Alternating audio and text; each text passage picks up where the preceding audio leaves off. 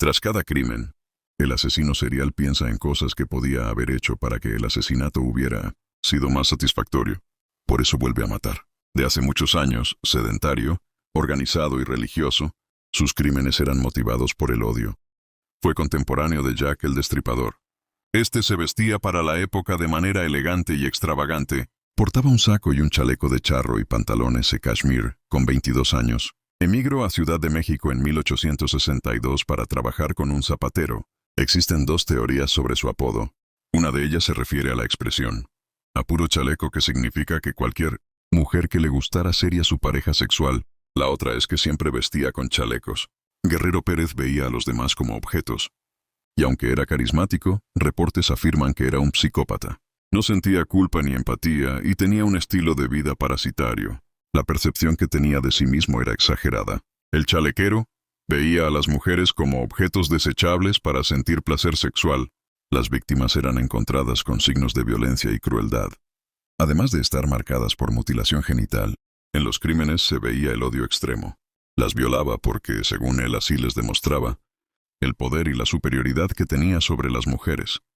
Y aunque casi todas sus víctimas eran prostitutas, no las mataba por su oficio, sino porque eran vulnerables. Otros reportes afirman que también las mataba porque creía que estaban cometiendo un pecado y que su trabajo era inmoral, que las mujeres le debían una fidelidad absoluta a sus esposos y que el adulterio debería ser castigado con la muerte. Así era como cometía sus crímenes el chalequillo. Se acercaba a las mujeres para pedir sus servicios y tener sexo. Después las torturaba, las asesinaba y lanzaba sus cuerpos en el río Consulado. A veces las amenazaba y las acuchillaba. Otras las estrangulaba o las degollaba. Hasta llegó a decapitarlas. No obstante, para cometer sus delitos le ayudaba el hecho de que podía ser una persona carismática. Este fue el primer asesino en serie capturado en México.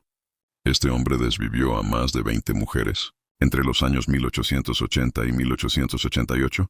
Las noticias de la época lo describen que, a pesar de ser un hombre casi analfabeto, actuaba de una manera muy educada con las mujeres para ganar su confianza.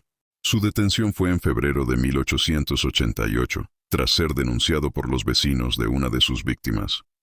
Las autoridades no pudieron comprobar su responsabilidad en el resto de los crímenes, pero con solo uno lo condenaron a muerte. Sin embargo, el entonces presidente Porfirio Díaz revocó su sentencia y ordenó una pena de 20 años de prisión en San Juan de Ulúa, donde fue liberado por error en 1904. Al salir tuvo a una última víctima, Antonia, una anciana que violó, golpeó y degolló.